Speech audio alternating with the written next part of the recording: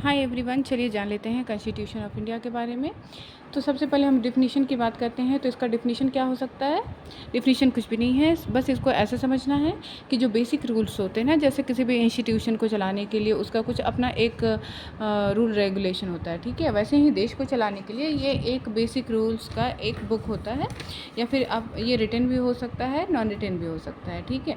हमारा जो कॉन्स्टिट्यूशन है, तो कॉन्स्टिट्यूशन ऑफ इंडिया है, वो रिटन है, ठीक है। तो जो बेसिक रूल होते हैं वो हमारे कॉन्स्टिट्यूशन में मेंशन होते हैं कि गवर्नमेंट कैसे रन करेगी, पूरा देश का प्रशासन कैसे होगा, जो नागरिकों के अधिकार हैं वो कैसे होंगे, ठीक है। तो इसमें power of government, right, citizens के राइट वगैरह है जो है वो दिए होते हैं, ठीक है।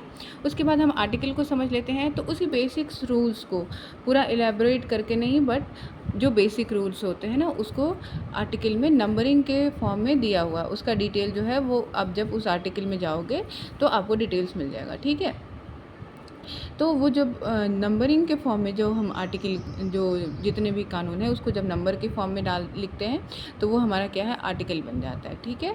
फिर अब क्या आता है कि आर्टिकल तो हमने समझ लिया है कि जो भी कानून है उसको लाइन से, जैसे नॉर्मल सा रूल रेगुलेशन होता है, तो उस नंबरिंग को क्या है, आर्टिकल बोल दिया गया, ठीक है।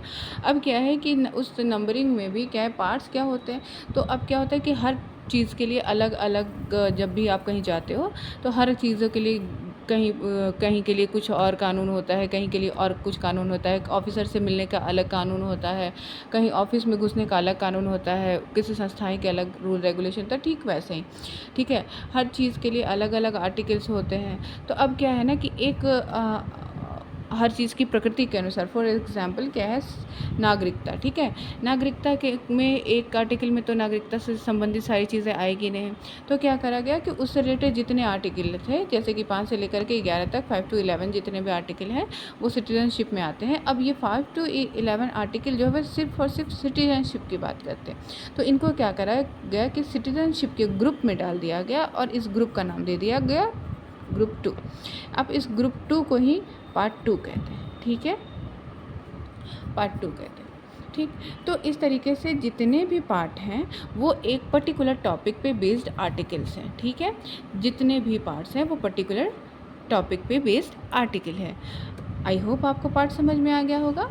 उसके बाद हम शेड्यूल की बात करते हैं। तो शेड्यूल क्या होता है? तो शेड्यूल वो सेट ऑफ टेबल्स होते हैं जो एडिशनल इन्फॉर्मेशन जो कि आर्टिकल में मेंशन नहीं है, ठीक है।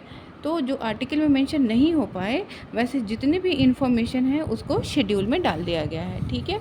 अब एक और चीज़ है कि अभी अमेंडमेंट जो हुए हैं उसके बाद में ऐसा बोला जा रहा है कि हमारे पास 448 आर्टिकल्स हो गए हैं। बट आपको जब पूछा जाए कि टोटल आर्टिकल्स कितने हैं, तो आप मेक श्योर रहिए कि 395 ही आर्टिकल हैं। क्यों?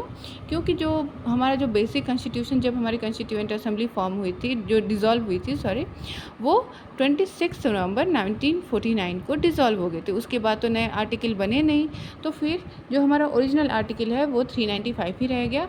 और ये क्या है ना कि जब कोई भी आप आर्टिकल पढ़ते हो तो उसमें A B C D करके उसको उसमें ऐड किया जाता है, ठीक है। जैसे 21A हो गया, है ना, 21 आर्टिकल है हमारे पास, बट उसमें 21A आर्टिकल भी है जिसमें राइट टू एजुकेशन की बात की गई है। 21 आर्टिकल में क्या है, protection of life and personal liberty की बात करी गई, वहीं 21A में राइट टू एजुकेशन की बात करी गई।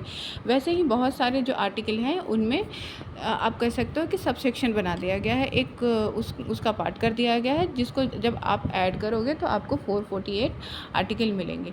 तो इसलिए ध्यान में रखना है कि हमारे जो टोटल आर्टिकल है वो 395 ही हैं। आई होप मैं आपका डिफिनीशन, आर्टिकल और पार्ट और शेड्यूल से रिलेटेड जो बेसिक क्वेरी होगी उसको सॉल्व कर पाई हूँ। अगर जो आपको कोई और इन्फॉर्मेशन चाहिए और किसी टॉपिक पे आपको कुछ क्लैरिटी चाहिए तो आप मुझे रीच आउट कर सकते हैं। कमेंट सेक्शन आपके लिए खुला है। Thank you so much.